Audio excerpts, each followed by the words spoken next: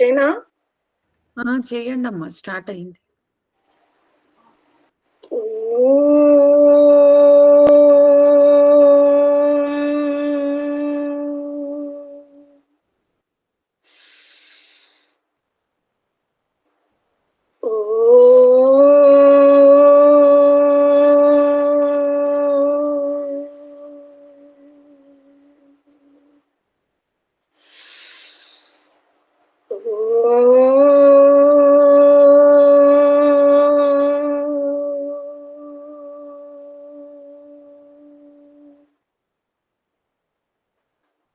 ఓం యో భూతం చ భవ్యం చ సర్వం యశ్చాధితిష్ఠతి స్వర్యస్య చ కేవలం తస్మై జ్యేష్ఠాయ బ్రహ్మణే నమః. త్వమేవ మాతా చ పితా త్వమేవ త్వమేవ బంధుశ్చ సఖా త్వమేవ త్వమేవ విద్యా ద్రవిణం త్వమేవ త్వమేవ సర్వం మమ దేవ దేవ. భోగాన్ భుక్తా వయమేవ భుక్తాస్ తపోన తప్తం వయమేవ తప్తః. కాలానయాతో వయమేవ యాతాస్ తృష్ణాన జీర్ణా వయమేవ జీర్ణాః. ధర్మప్రియ ఆప్త బంధువులారా, మాతృశక్తి, ఈ ప్రపంచములో ప్రతి జీవాత్మ సుఖమునే కోరుతూ ఉంది. ఏ జీవాత్మ కూడా దుఃఖాన్ని కోరుకోదు. కానీ సుఖంను కోరుతూ ఆ లక్ష్యం కోసం ఏదైతే ప్రయత్నం ఉందో ఆ ప్రయత్నం ఏ మార్గం వైపు ఉండాలి అనేది మాత్రం జీవాత్మకు ఇది నైమిత్తికంగానే లభిస్తుంది. సహజమైనది అంటే జీవాత్మలో సహజ గుణము సుఖాన్ని కోరుకోవడం. కానీ సుఖాన్ని పొందడానికి మాత్రం ఏ మార్గములో వెళ్ళాలి అని ఆ జిజ్ఞాస, ఆ కుతూహలత, ఆ ప్రయత్నం మాత్రం జీవాత్మకు నైమిత్తికంగానే లభిస్తూ ఉంది. ముఖ్యంగా మనమంతా వైదిక ధర్మ అనుయాయులం. అనగా సృష్టి ప్రారంభములో ఉపదేశింపబడినటువంటి వేదములనే మనం స్వీకరిస్తాం. ఈ వేదముల యందు ఎటువంటి జ్ఞానము ఉంది అంటే స్వతః ప్రమాణముగా ఉంది వేదం. ఎటులా ఎవరైనా సూర్యుని కాంతి ఎటువంటిది అంటే దానికి సమానమైనటువంటి ఉపమానం ఇవ్వడానికి మరొక పదార్థం సృష్టిలో లేదు. అందుకే సూర్యుని ప్రకాశమునకు సూర్యుడే ప్రమాణముగా ఉన్నాడు. చంద్రుని యొక్క ఏదైతే కాంతి ఉందో, వెన్నెల ఉందో, దానికి ఏమిటి ప్రమాణము అంటే ఈ సృష్టిలో మరొక పదార్థం దానికి సమానముగా లేదు. అందుకనే చంద్రునికి చంద్రుడే ఉపమానముగా ఉన్నాడు. తుల్యుడు మరొక వస్తువు లేదు. ఇంకా దేనికైతే సరి సమానము పోల్చదగిన పదార్థం మరొకటి ఉండదో అది స్వతః ప్రమాణం అనబడుతుంది. అటులనే వేదాలయందు ఉపదేశింపబడినటువంటి ఏదైతే జ్ఞానం ఉందో అట్టి జ్ఞానానికి సమానమైనటువంటి గ్రంథాలు అన్య గ్రంథాలు రచింపలేము. అందుకనే ఆ జ్ఞానము ఎవరి జ్ఞానము అంటే ఈశ్వరకృత జ్ఞానము అంట. ఈశ్వరుని యొక్క జ్ఞానమునకు మనము అన్యుల చేత ఉపమా తీసుకోలేము. అందుకనే వేదాలు స్వతః ప్రమాణములు. ఈ వేదముల యందు 3 తత్వాలని చాలా గొప్పగా శాస్త్రం చెబుతూ ఉంటుంది. ఒకటి పరమాత్మ, రెండవది ప్రకృతి, మూడవది జీవాత్మ. ఇక్కడ మనం తెలుసుకోవాల్సింది ఏమిటి అంటే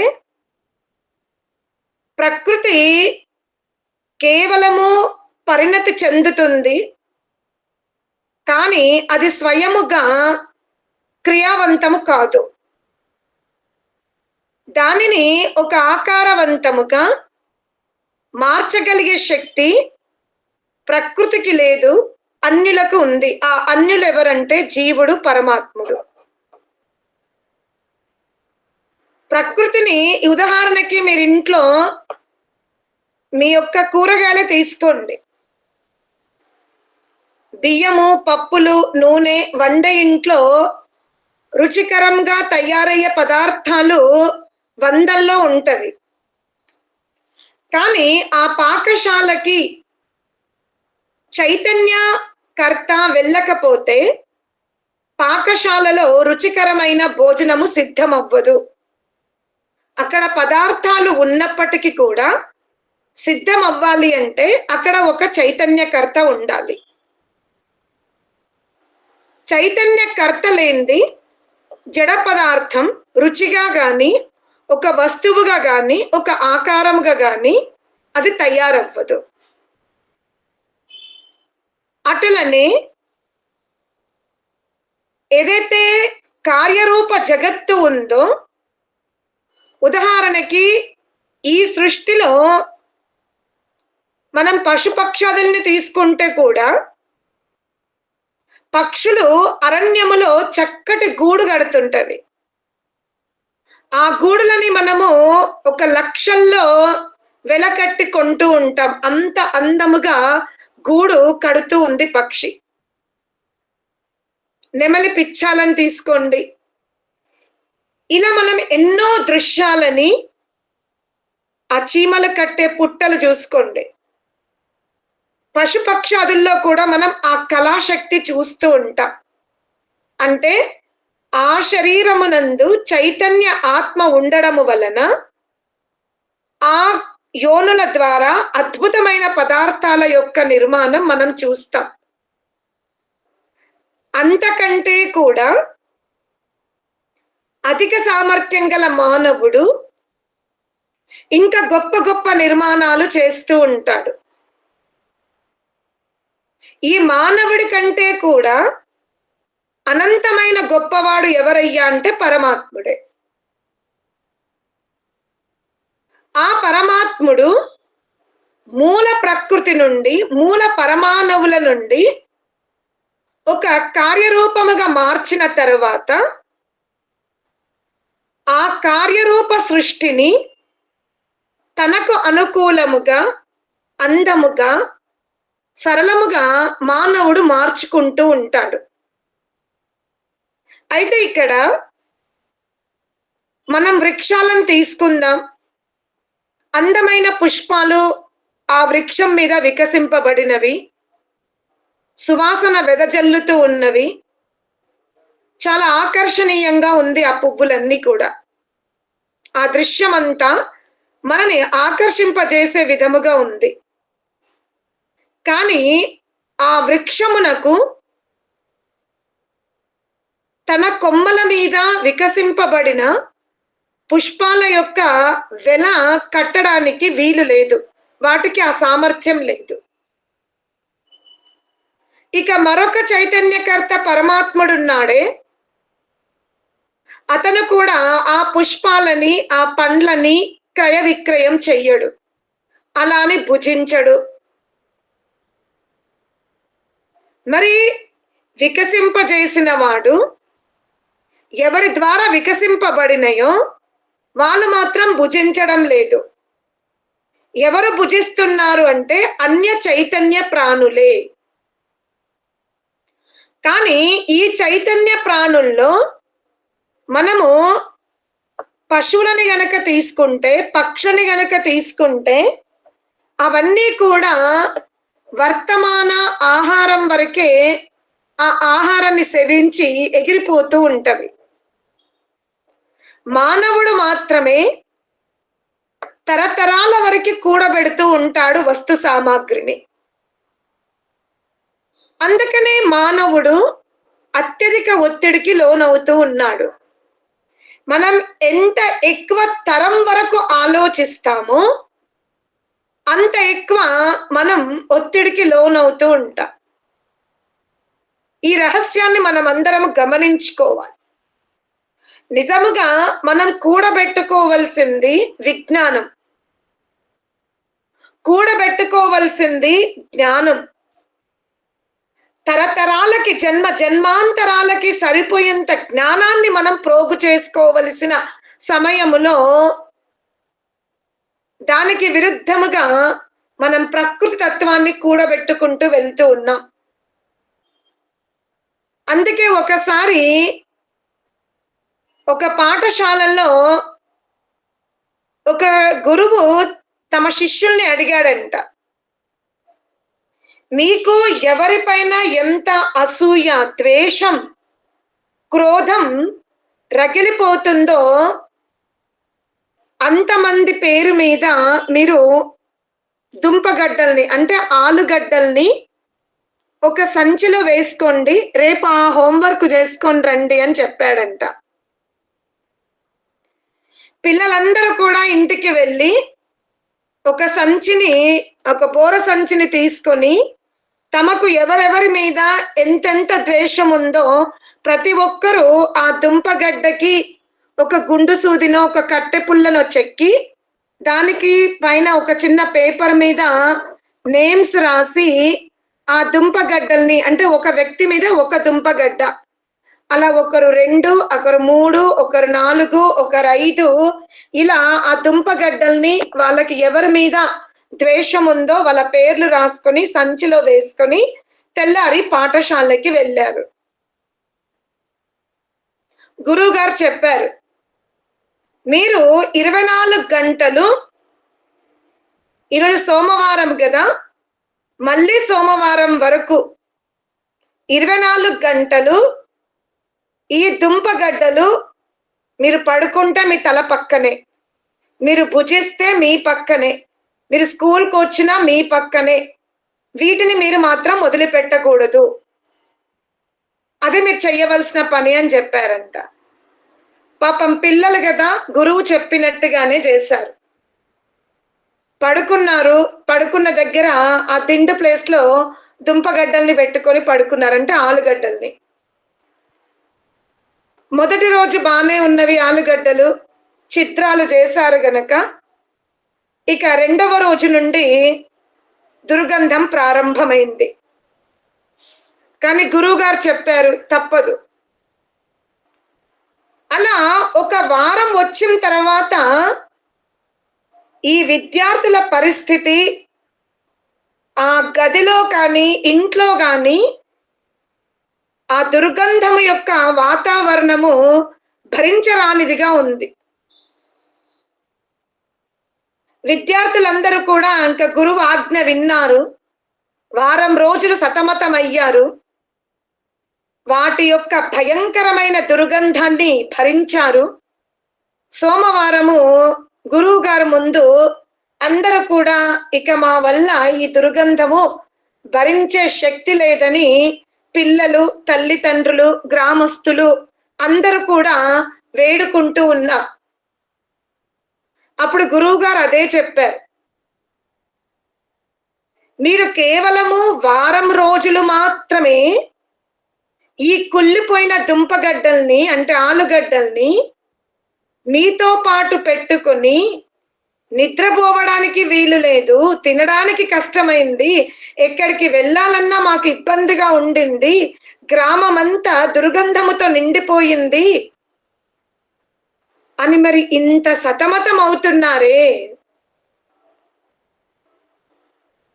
ఆ దుంపగడ్డలు అసూయతో రాగద్వేషముతో లెక్కించమన్నాను. ఎవరికి ఎవరి పట్ల రాగద్వేషాలు ఉన్నాయో అన్ని వేసుకోమన్నాను. మరి మనస్సు కూడా ఇతరుల పట్ల రాగద్వేషాలతో నింపుకొని ఉంటే ఆ మనసు ఎంత కుళ్ళిపోతుందో, ఆ మనస్సులో ఎటువంటి దురు ఆలోచనలు ఉద్భవిస్తాయో,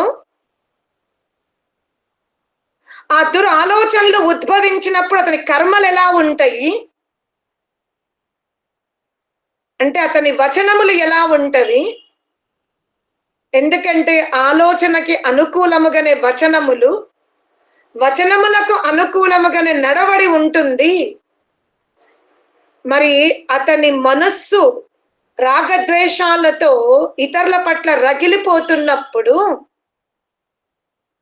ఆ మనస్సు అయితే నిత్యం అతనితో లోపల ఉంటుంది కదా, మరి బుద్ధి ఎంత భ్రష్టమవుతుందో మీరు ఆలోచించారా అని అడిగాడు. ఎవరి మనస్సులో ఈ విధమైనటువంటి రాగద్వేషాలు నిండి ఉన్నాయో, ఎవరు నిరంతరము రాగద్వేషాలతో తమని తాము రగిలింప చేసుకుంటున్నారో అటువంటి మనస్సు ఎలా ప్రశాంతంగా ఉండగలుగుతుంది, ఎలా ప్రశాంతముగా నిద్రించగలుగుతుంది, మీరు ఎప్పుడైనా ఆలోచించారా అని అడుగుతాడు. అందుకే ఈ రాగద్వేషాల వలన, ఈ అసూయ వలన పక్కవాడికి నష్టం ఉండదు. ఎవని మనస్సులో ఇటువంటి రాగద్వేషాలు ఉంటాయో, ఎవడి మనస్సులో ఈ రాగద్వేషాలు రగులుతున్నప్పుడు అహంకారం బలమైపోతుందో అప్పుడు తన గొడ్డలితో తానే నరుక్కుంటాడు. ఆ జ్ఞానం ఇవ్వడానికే నేను ఈ ప్రయత్నం చేశాను అని గురువు చెప్తాడు. మరలా గురువు గారు మరొక రోజు పిల్లల్ని చక్కగా మల్లెపూల చెట్టు దగ్గరకు తీసుకెళ్తాడు. పిల్లలు అంటారు, గురూజీ ఈ మల్లె పువ్వులు పొద్దున వికసిస్తవి, సాయంత్రం వరకు వాలిపోతవి. కానీ గురువుగారు చెప్తున్నారు, వికసించినప్పుడు పువ్వు నీకేమి ఇచ్చింది అని. ఆ గురువుగారు చక్కటి సుగంధాన్ని ఇచ్చింది. అలాగే తుమ్మెదలు వాలిపోతే రసాన్ని కూడా ఇచ్చింది.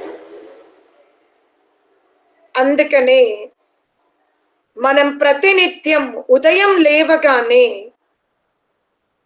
మన మనస్సుని కూడా మనం పవిత్రం చేసుకోవలసిన బాధ్యత మనకుంది. ఎలా పరమాత్మని యొక్క సృష్టిలో సుగంధాన్ని వెదజల్లే పువ్వులు కొన్ని ఉదయం వికసింపబడితే, కొన్ని సాయంత్రం వికసింపబడతాయో,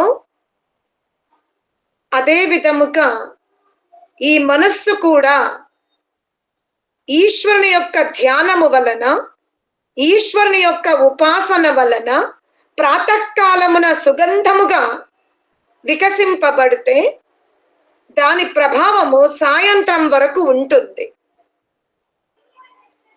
ఎలా విచ్చుకున్న పుష్పం మీద తుమ్మెద సహజంగా రసాన్ని గ్రహించడానికి వస్తుందో, మరొక చీమ వచ్చి దాంట్లో ఉన్న రసాన్ని కూడా తిని వెళ్తుందో, అటులనే ఏ జీవాత్మ అయితే ప్రాతకాలంబున దీర్ఘకాలము మనస్సుని, బుద్ధిని, చిత్తమును, అహంకారమును పరమాత్మని యొక్క నామస్మరణతో శుద్ధి చేసుకుంటుందో ఇక ఆ మనస్సు సర్వులకు శాంతినే ఇస్తుంది. సర్వ ప్రాణుల పట్ల దయాభావాన్నే వ్యవహరిస్తుంది. మరలా సాయంత్ర సమయములో మళ్ళీ మనము కూర్చున్నప్పుడు నిద్ర అవస్థలో ఏవైతే దినములో సంస్కారాలు ఉన్నాయో వాటిని మనం ఆ దృశ్యాలని, ఆ రూపమును భయముతోనో వివేకముతోనో నియంత్రించుకునే శక్తి మనకు దినములో ఉంటుంది. కానీ నిద్ర అవస్థలో ఎవరు చూడరు. మనం దొంగతనం చేస్తున్నామా, ఏమైనా తప్పు ఆలోచిస్తున్నామా అంటే స్వప్న అవస్థలో. అందుకని ఇక్కడ మనం పరమాత్మని ఏం కోరుకుంటున్నామంటే, హే పరమాత్మన్, నేను జాగ్రత్త అవస్థలో మాత్రం చాలా జాగ్రత్తగా భయముతోనో భక్తితోనో నా ఇంద్రియాల ద్వారా ఎటువంటి అధర్మ కార్యం నేను చెయ్యలేదు, అధర్మ ఆలోచన మనస్సులోకి రానివ్వలేదు నేను. అలా అని ఈ సంస్కారాలు నా మనస్సులో లేవని నేను చెప్పలేను పరమాత్మన్. ఆ మనస్సులో ఆ దినములో నేను చూసిన ఈ దృశ్యమాన జగత్తు ఒక చిత్ర ఆకారంలో అది నా మనస్సులో స్థిరపడింది. దినములో అయితే గురువుల భయముకో, మిత్రుల భయముకో, సంఘానికి భయపడో, అమ్మ నాన్నకి భయపడో నా పరిధిని చూసి నేను ఆ తప్పులు చెయ్యలేదు. కానీ స్వప్నములో అక్కడ స్థూల రూప కార్య జగత్తు లేదు, కానీ ఆలోచన రూప సూక్ష్మ జగత్తు ఉంది.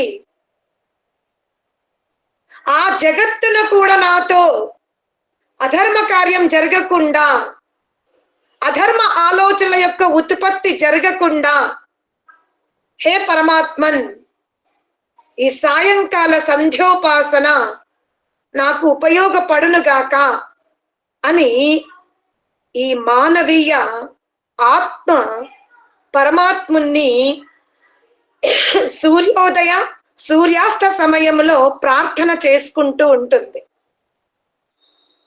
అనగా మన జీవితాలు ఒక మల్లె పువ్వులాగా సుగంధాన్ని వెదజల్లేలాగా ఉండాలి, కానీ రాగద్వేషాలతో మనని మనం ఎప్పుడు కూడా దుర్గంధమయముగా చేసుకోకూడదు అనేదే మనకు ఈ ఈశ్వర ధ్యానము వలన, ఆత్మ నిరీక్షణ వలన తెలిసిందేమిటి అంటే, ఈ ప్రపంచములో నా సాధనాలే నాకు దుఃఖాన్ని ఇస్తున్నవి, నా అజ్ఞానమే నాకు దుఃఖాన్ని ఇస్తుంది, నా అవివేకమే నాకు దుఃఖాన్ని ఇస్తుంది, నా దినచర్యనే, నా అలవాట్లే నాకు దుఃఖాన్ని ఇస్తున్నవి అని ఏ ఆత్మ అయితే తనని తాను పరిశీలన చేసుకుంటుందో ఆ ఆత్మ ఎంత గొప్ప జీవితాన్ని అవలంబిస్తుంది అంటే, తనని తాను దుఃఖింపజేసుకోదు, తన చుట్టూ ఉన్న వాళ్ళకి దుఃఖం ఇవ్వదు, తన వలన ప్రకృతిని ధ్వంసం కానివ్వదు. అనగా ఇంత గొప్ప కార్యం ఏ ఆత్మ చెయ్యగలుగుతుంది అంటే అది కేవలం ఉపాసక ఆత్మనే చెయ్యగలుగుతుంది. అందుకనే వేదంలో ఒక చక్కటి మంత్రం వస్తుంది, సపూర్వ్యో మహోనవేనః క్రతుభిర్రానజే యస్య ద్వారా మనహు పితా దేవేషు ధియా ఆనజే. ఈ ప్రపంచములో సుఖాన్ని కోరుతున్నటువంటి జీవాత్మ, శాంతిని కోరుతున్నటువంటి జీవాత్మ ఎవరిని ఉపాసించినప్పుడు, ఎవరిని ఆశ్రయించినప్పుడు ఆనందాన్ని అనుభవిస్తుంది అంటే దానికి ఎంత చక్కగా వర్ణిస్తుంది వేదము అంటే, ఒక నూతన వధువు ఎలా భర్త యొక్క ఉన్నతిని కోరుతుంది. ప్రారంభ రోజులు మీరు పరిశీలించండి. వివాహము నిశ్చయమైన రోజుల నుండి సంతానోత్పత్తి జరిగే వరకు ఒక నూతన వరుడు కానీ నూతన వధువు కానీ వాళ్ళ ఆలోచనలు కూడా ఒకరి పట్ల ఒకరికి ఎంత మధురంగా ఉంటాయో, ఎంత ఆలింగనముగా ఉంటాయో మీరు గమనించండి. అదే విధముగా సంతానాన్ని ప్రేమిస్తున్నటువంటి తల్లి తన పాకశాలలో భోజనము సిద్ధము చెయ్యగానే తన బిడ్డల్ని దూరముగా ఉన్నా సరే శబ్దము చేసి ఆహ్వానించి ఆ బిడ్డల యొక్క అలసట భోజనము ద్వారా తల్లి తీరుస్తుంది. ఆ బిడ్డలు తినేటప్పుడు తల్లికి నేను చేసిన ఈ మధుర పక్వము మిగులుతుందా లేదా, నా వరకు వస్తుందా లేదా అని ఆలోచించదు. శబ్దము చేసి దూరముగా ఆడుతున్న పిల్లల్ని ఆహ్వానించి ఆ పిల్లలు దేని చేత ఆకర్షింపబడతారో ఆ మధురమైన పక్వాన్ని కూడా ఉద్ఘోషింపజేసి పిల్లల్ని తన వైపు ఆకర్షింపజేసుకుని తన అలసటని కూడా లెక్క చేయకుండా పిల్లల యొక్క ఆ ముఖ కలయికలను చూస్తుంది. పిల్లలు ఎలా తృప్తిగా తింటున్నారు అనేది. తన వరకు శేషం ఉందా లేదా అని కూడా తల్లి ఆలోచించదు. ఆ విధముగా ఆ బిడ్డల యొక్క వాయిస్ క్లారిటీగా రావట్లేదమ్మా. క్లియర్ ఉందమ్మా, చాలా క్లియర్ ఉంది. ఆ బిడ్డల యొక్క ఆకలిని తల్లి తీరుస్తూ ఉంది. ఇదే విధముగా ఎలా నూతన వధూవరులు ఒకరికి పట్ల ఒకరు అపారమైన ప్రేమను వర్ష రూపంలో కురిపించుకుంటారో, జన్మనిచ్చిన తల్లిదండ్రుల్ని కూడా వాళ్ళ ఆ సమయంలో మర్చిపోతారు. బాల్య దశ నుండి ఉన్నటువంటి మిత్రుల్ని, బంధువర్గాన్ని అందరినీ మర్చిపోతారు. ఒకరికి ఒకరం విధేయులుగా వాళ్ళ జీవనం నడుస్తున్నట్టుగా అటులనే తల్లి తన కుటుంబ సభ్యులందరినీ కూడా పక్కన పెట్టి తన పిల్లలకి తృప్తి పరుస్తున్నట్టుగా ఏ జీవాత్మ అయితే పరమాత్ముని తన వైపు ఆకర్షింపజేసుకుంటుందో, ఇక ఆకర్షింపబడినటువంటి జీవాత్మకు ఆకలితో ఉన్నటువంటి బిడ్డకు తల్లి ఎలా భోజనమును ప్రసాదించి భోజనము కడుపు నిండే వరకు తల్లి అక్కడి నుంచి జరగదు, అటులనే పరమాత్ముని యొక్క కమనీయమైన ఆనంద రసము కావాలని ఏ జీవాత్మ అయితే హృదయ గూటిలో భగవంతుణ్ణి వేడుకుంటుందో ఆ జీవాత్మకు కూడా పరమాత్ముడు తన ఆనంద రసముతో తరింపజేస్తాడు. ఎంత ముగ్ధుడవుతాడంటే పరమాత్ముడు జీవాత్మని పట్ల, తల్లి ఎలా తన కొంగు యొక్క ఆకలిని తీరుస్తుందో అదే విధముగా పరమాత్ముడు కూడా ఈ ఆత్మను నలువైపులా ఎటువంటి భాష్యమైన ఆలోచనలను రానివ్వకుండా ఆ పరమాత్ముడు హృదయ గూటిలో జీవాత్మను పరమాత్ముడు కూడా అలాగే లాలింపజేస్తూ ఉన్నాడు, అలాగే తృప్తి పరుస్తూ ఉన్నాడు. అందుకనే ఏ జీవాత్మ అయితే పరమాత్మని వైపు తనని తాను ఆకర్షింపజేసుకుంటుందో, అలా ఆకర్షింపబడినటువంటి పరమాత్ముడు జీవాత్మను కూడా తన ఆనంద రసముతో, తన తేజస్సుతో, తన దివ్య శక్తులతో ఆ ఆత్మను కూడా అంత పవిత్రం చేస్తాడు. ఎలా సువర్ణము అగ్నిలో శుద్ధమైపోతుందో, ఇక మలిన రహితముగా సువర్ణము తయారవుతుందో, ఉపాసక ఆత్మ కూడా పరమాత్ముడనే జపముతో, పరమాత్ముడనే దేదీప్యమానమైన హిరణ్య స్వరూపములో ఆత్మ కూడా సమస్త జన్మ జన్మాంతర సంస్కారాలను, జన్మ జన్మాంతర వాసనలను ఆత్మ కూడా అక్కడే దగ్ధబీజం చేసుకుంటుంది. ఇదియే జీవాత్మ పరమాత్మ యొక్క కలయిక. పరమాత్మని ధ్యానించాలి అంటే, పరమాత్మని చేరుకోవాలి అంటే, పరమాత్మని ఆనంద రసములో జీవాత్మ తన్మయత్వము చెందాలి అంటే ముందు జీవాత్మకి ఆకలి ఉండాలి.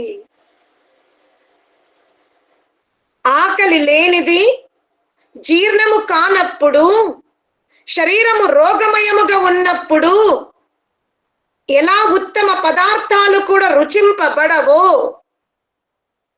అటులనే ఏ జీవాత్మకైతే పరమాత్ముని దర్శించుకోవాలి, పరమాత్ముని యొక్క ఆనంద రసాన్ని భుజించాలి, పరమాత్ముని యొక్క ఒడిలో నేను క్రీడ చెయ్యాలి అని జీవాత్మకు ఎప్పటి వరకైతే తీవ్రమైన కుతూహలత పెరగదో, తీవ్ర ఆకాంక్ష పెరగదో, లక్ష్యమే పరమాత్ముడు కాదో, అప్పటి వరకు జీవాత్మ పరమాత్మని యొక్క అస్తిత్వాన్ని, పరమాత్మని యొక్క స్వరూపాన్ని జీవాత్మ ఆస్వాదించలేదు.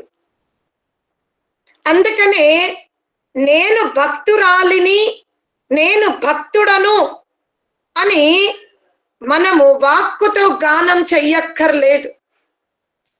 ఈ ప్రపంచంలో నాయమాత్మ ప్రవచనైన లభ్య అంటారు. ఆ పరమాత్మని యొక్క స్థుతిని, ఆ పరమాత్మని యొక్క గుణగణాలని కవిత్వము ద్వారా, సాహిత్యము ద్వారా, సంగీతము ద్వారా వర్ణించినంత మాత్రాన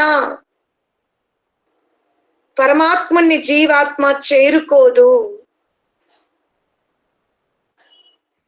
సభలో వేల కొద్ది ప్రజలని పరమాత్మని యొక్క నామస్మరణముతో మంత్రముగ్ధులను చేసినప్పటికీ కూడా ఆ జీవాత్మ పరమాత్ముని చేరుకోదు.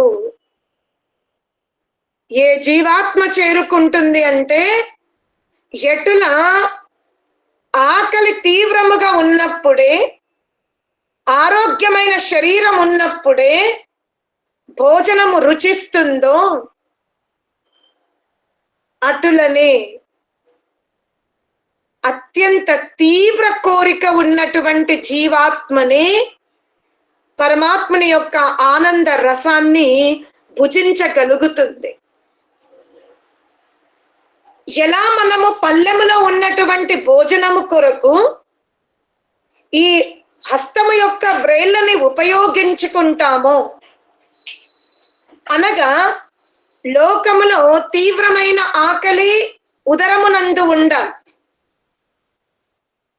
ఆకలి అనే అవగాహన ఉదరమున పెరిగినప్పుడు అది మనస్సుకు తెలియజేస్తుంది, ఆ మనస్సు బుద్ధికి తెలియజేస్తుంది, ఆ బుద్ధి చిత్తమునకు తెలియజేస్తుంది, ఆ చిత్తము అహంకారమునకు తెలియజేస్తుంది.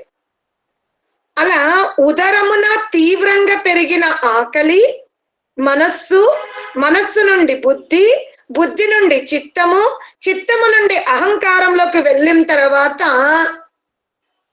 ఈ రసనేంద్రియమైన వాగేంద్రియానికి ఒక ధక్క అంటే వెనుక నుంచి అది ఇలా దాన్ని ముందుకు జరుపుతుంది. అప్పుడు ఆకలి, అన్నం అని ఈ ఉచ్చారణ చేసినటువంటి ఈ నోరు ఈ హస్తమును ప్రేరేపిస్తుంది. అలా ఉదరముల ప్రారంభమైనటువంటి ఆకలి తీవ్రత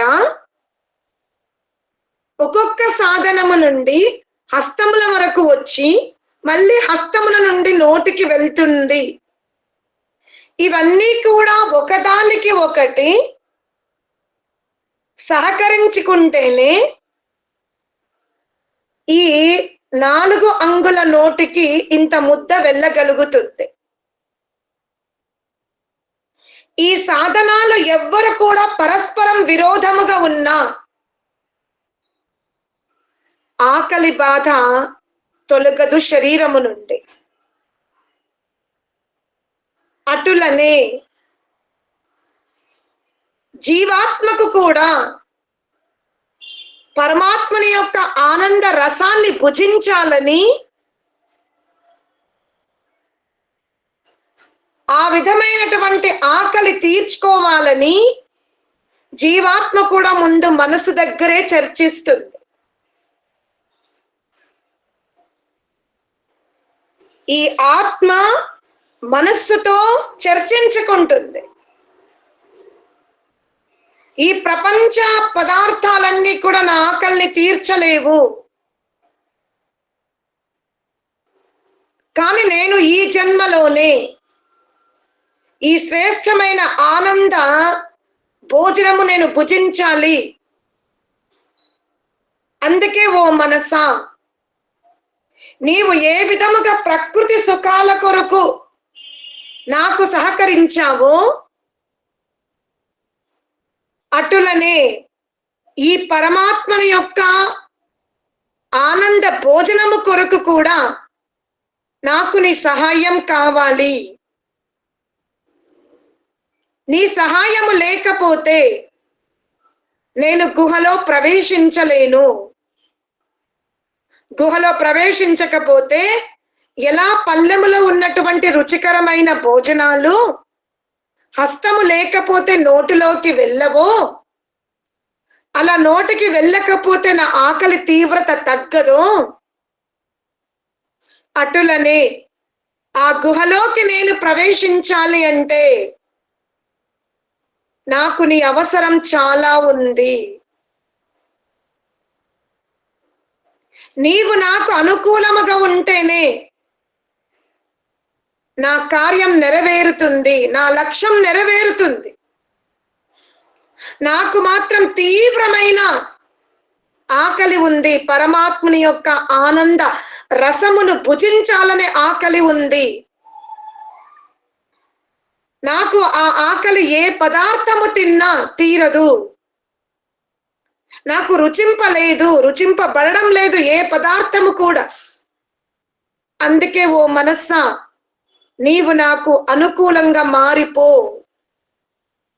నీ సహాయం లేకపోతే నేను ఈ ఆధ్యాత్మిక యజ్ఞమును చెయ్యలేను అని జీవాత్మ మనస్సుకు ఆ విధంగా ప్రేరణ ఇస్తుంది.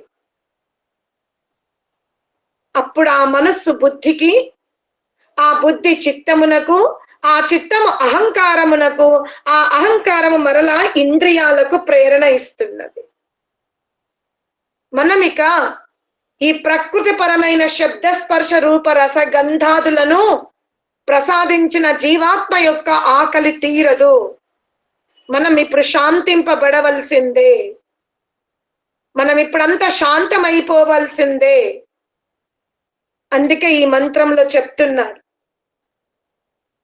ఎవని యొక్క మనస్సు మననమునందు, ఎవడి బుద్ధిలో వివేచనము, ఎవడి స్మరణలో పరమాత్ముడున్నాడో, నేను అనే తత్వంలో పరమాత్మ తత్వమే ఇమిడిపోయిందో, ఆ పరమాత్మ తత్వాన్ని మనం ఎప్పటి వరకైతే ఈ మనస్సు, బుద్ధి, చిత్తము, అహంకారమునందు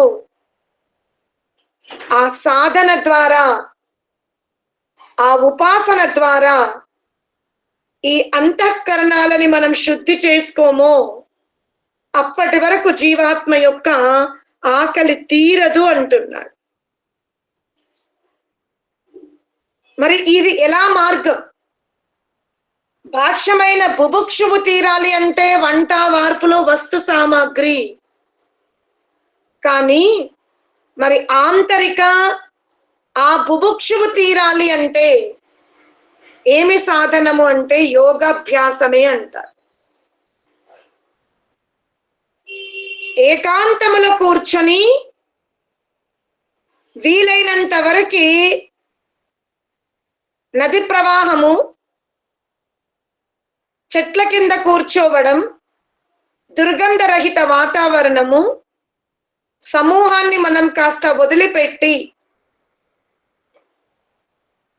ధ్యానము చెయ్యగలిగితే అధిక లాభం జరుగుతుంది అంటాడు.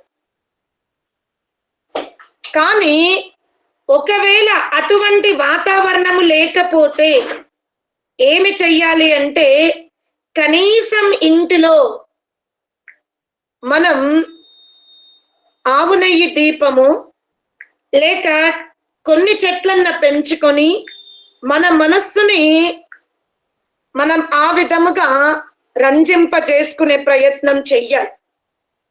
అంటే ముందు మనమందరము కూడా ఈ మనస్సుని పరమాత్మని యొక్క గుణగణాలతో, పరమాత్మని యొక్క సామర్థ్యాన్ని వర్ణించుకుంటూ స్తుతి చేసుకుంటూ ఆ మనస్సుని మనము ముందుగా మనకు అనుకూలముగా మార్చుకోవాలి. అందుకనే ఈ మనస్సు శరీరము అలసిపోవద్దు అనుకుంటే ముందు మనం తప్పకుండా ప్రాణాయామం చెయ్యాలి. ఈ ధ్యానములో పరమాత్మని యొక్క తేజస్వరూపాన్ని మనము ఈ జీవితంలోనే చూసుకోవాలి, ఆస్వాదించాలి అంటే తప్పకుండా పతంజలి మహర్షి చెప్పినట్టు మనం ప్రాణాయామమును అభ్యసించగలగాలి. ఎప్పటి వరకైతే మనం ప్రాణాయామమును అభ్యసించలేమో, అది కూడా వేగవంతము కాకుండా చాలా జాగ్రత్తగా మనం ప్రాణాయామము చేస్తూ మన బాహ్య ఆలోచనల నుండి మనము అంతర్గత ఆలోచనల వైపు వెళ్ళగలగాలి. ఆ ప్రాణాయామమును ఎంత జాగ్రత్తగా, ఎంత నెమ్మదిగా, ఒకే ప్రాణాయామాన్ని ఎంత ఎక్కువసేపు, ఉదాహరణకి మనం లోపలికి పీల్చుకున్న గాలిని లోపల ఎంతసేపు ఆపగలిగితే, అలాని గంటలు కాదు, కనీసం మనము ప్రారంభములో 30 సెకండ్ల నుంచి 1 నిమిషం వరకు మన అభ్యాసం కొనసాగాలి. అలా అధికంగా 1.5 నిమిషం వరకు మనం వెళ్ళగలుగుతాం. ఇక తీవ్ర యోగాభ్యాసులు 3 నిమిషాల వరకు చేస్తారు. కానీ మనమంతా ప్రారంభ సాధకులము గనక 1 నిమిషంన్నర వరకు దాన్ని ప్రయత్నం చెయ్యాలి. లోపల పీల్చుకున్న శ్వాసని అక్కడే ఆపడం. అదే విధంగా బాహ్యంగా వదిలినప్పుడు కూడా అంతే సమయం చెయ్యాలి. అటులనే 3వది లోపలిది లోపల, వెలుపలిది వెలుపల. ఇలా మనము ప్రాణాయామమును అభ్యసించగలిగితే తీవ్రంగా ఏకాగ్రత శక్తి పెరుగుతుంది. ఆ తర్వాత చక్కటి ఋషికృత గ్రంథాలు, అందులో ముఖ్యముగా యోగాభ్యాసములో కలుగుతున్న విఘ్నాలని ఎలా తొలగించుకున్నారు మన వాళ్ళు అనేది కూడా మనం అభ్యాసం చెయ్యగలగాలి. అటువంటి పుస్తకాలు కూడా మనం చదవాలి. లేదా వీలైనంత వరకు యోగ మార్గములో మనకంటే ముందున్న వాళ్ళని మనం తరచుగా వాళ్ళ అభ్యాసాన్ని, వాళ్ళు ఎలా ఈ స్థితికి చేరుకున్నారో అది మనం చర్చించగలగాలి. అంటే మన జీవితం సరళం అవ్వడానికి మనము తప్పకుండా ముందు తీవ్రమైన ఆకలిని వృద్ధి చేసుకోవాలి. ఆ ఆకలిని తీరాలి అంటే మనం ప్రాణాయామం చెయ్యాలి. ఆ ప్రాణాయామము తర్వాత యోగ మార్గములో లాభ నష్టాలని గురువుల ద్వారా వినాలి. విన్న తర్వాత ఇక ఏకాంతములో కూర్చొని మన శక్తిని ప్రతిరోజు వృద్ధి చేసుకుంటూ పోవాలి. మీరు ఉదాహరణకి చూడండి, ఏదైనా ఒక పండుగ వచ్చింది, ఆ పండుగకి మనం ఇల్లంతా శుద్ధి చేసాము, చక్కగా కడుక్కున్నా, చాలా శ్రమించి మీరు కడిగేసుకున్నారు. కానీ అకస్మాత్తు మీ పిల్లలు బయట నుండి వచ్చి కాళ్ళు కడుక్కోకుండా అక్కడ చెత్తా చెదారం వేశారు. ఇప్పుడు మీరు చెప్పండి, మీ యొక్క శ్రమ వ్యర్థమవుతుందా అవ్వదా? మీ శ్రమ వ్యర్థం కాకుండా ఉండాలి అంటే మీరు ఇంటి శుద్ధితో పాటు మీ పిల్లలు బయట నుండి లోపలికి వచ్చేటప్పుడు కూడా మనం జాగ్రత్తలు తీసుకోవాల్సి వస్తుంది. అంటే మనం గనక కేవలం లోపల శుద్ధి అయితే చేసాం, కానీ బాహ్యంగా కలుగుతున్న విఘ్నాల పట్ల, అంటే విఘ్నముల పట్ల మనం ధ్యాస పెట్టలేదనుకోండి, మన లక్ష్యం నెరవేరదు. అందుకనే లోపల శుద్ధిని ఎంత జాగ్రత్తగా తీసుకుంటున్నామో, ఎంత జాగ్రత్తగా మనం గమనిస్తున్నామో, అంతే కొత్త సంస్కారాలు కూడా యోగానికి ఆత్మ పరమాత్మ కలయికకి విఘ్నముగా ఉన్నటువంటి సంస్కారాల్ని కూడా మనం బాహ్యంగా నూతనమైనవి మన లోపలికి ప్రవేశించకుండా మనం అంతే జాగ్రత్తలు తీసుకోవలసి వస్తుంది. లోపల శుద్ధి చేసుకోవాలి, బాహ్యమైనటువంటి ఆ విఘ్నములను కూడా మనం గమనించినప్పుడే మనం చేసిన శ్రమని మనం ఆస్వాదించగలుగుతాం. ఎలా? ఇంటిని శుద్ధం చేసుకున్న తర్వాత ఆడుతూ పాడుతూ వచ్చిన పిల్లల్ని ముందు మనం వాళ్ళని కాళ్ళు కడుక్కున్నాకే లోపలికి రమ్మని చెప్తామో, అటులనే ఏవైతే నూతనముగా వర్తమానములో ఏవైతే ప్రోగవుతున్నాయో మనం వాటిని కూడా చాలా జాగ్రత్తగా గమనించవలసిందే. అందుకనే ధ్యానం, ధారణ ఇక్కడ చాలా జాగ్రత్త తీసుకోవాలి. నేను ఏమి వింటున్నాను, ఏమి మాట్లాడుతున్నాను, ఏమి స్వీకరిస్తున్నాను, ఏమి భుజిస్తున్నాను, వీటి మీద గనక మనం జాగ్రత్తగా తీసుకోకపోతే, అనగా సత్వ ఆహారము తీసుకోకపోయినా, సాత్వికుల మధ్యలో మన జీవితము లేకపోయినా, నిరంతర ఆత్మ నిరీక్షణ లేకపోయినా, ధారణ లేకపోయినా మనం పరమాత్మని ఆనందాన్ని ఆస్వాదించలేము. అందుకనే ఈ ప్రపంచములో మానవ జన్మకి అతి విలువైనటువంటి మధుర రసం ఏదైనా ఉందా అంటే అది పరమాత్మని యొక్క ఆనంద రసమే. ఈ ప్రపంచంలో ఏదైనా దృశ్యమానమైన రమణీయమైన జగత్తు ఏదైనా ఉంది అంటే అది మానవ జన్మ ఎత్తిన తర్వాత మస్తిష్క భాగములో ఉన్నటువంటి హృదయ రూప గూడే. అక్కడ ఆ హృదయము గూడులో ఏవైతే జలాశయాలు ప్రవహిస్తున్నాయో అందులో ఎంత పవిత్రత ఉంది, ఎంత మాధుర్య రసం ఉందో, జన్మ జన్మాంతరాలు అండజము ద్వారా, స్వేదజము ద్వారా, ఉద్భిజము ద్వారా, జరాయుజము ద్వారా జన్మింపబడి శరీరము సమాప్తి కంటే సమయానికి పూర్వమే ఆక్రమణలు చేసుకొని లక్షల సార్లు మనము మరణయాతన అనుభవించామే.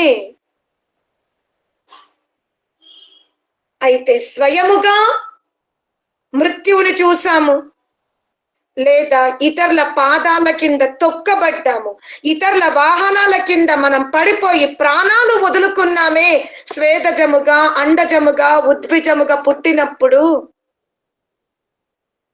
ఇప్పుడే కదా మానవ జన్మ లభించింది. ఈ మానవ జన్మలో అత్యధిక విలువైన అవకాశం ఏమిటి అంటే, ఈ మస్తిష్క భాగమున వెంట్రుకలు ఎక్కడైతే ఉద్భవిస్తాయో ఆ భాగమున లోపల ఏదైతే హృదయ గూడు ఉందో అందులో ఒక్కసారి ప్రవేశించి చూడు. అక్కడ పరమాత్మని యొక్క ఆనంద రస నదులు ఎలా ప్రవహిస్తున్నాయో, ఎలా బ్రహ్మాండమున సూర్యుని కాంతి వ్యాప్తింపబడినప్పుడు సర్వ పదార్థాలు దృశ్యమానముగా ఉంటాయో, అటులనే ఆ హృదయ గూటిలో పరమాత్ముడనే కాంతి ప్రకాశింపబడుతున్నప్పుడు ఆత్మ ఎంత ప్రకాశాన్ని ఆస్వాదిస్తుందో, ఎలా మధుర పదార్థాలు ఆరోగ్యవంతమైన శరీరానికి రుచిస్తాయో, ఆ పవిత్రమైన ఆత్మ పరమాత్మని యొక్క తేజస్సుని, పరమాత్మని యొక్క దివ్య రసాన్ని ఆస్వాదించినప్పుడు చూడండి, ఈ అనుభూతికి మీరు మాత్రమే ప్రమాణం. అది కూడా మీరు తెలుసుకోండి. ఎలా సూర్యుని కాంతికి సూర్యుడే ప్రమాణమో, చంద్రుని వెన్నెలకు చంద్రుడే ప్రమాణమో, నదుల మాధుర్యానికి నదులే ప్రమాణమో, పుష్పాల సుగంధానికి పుష్పాలే ప్రమాణమో,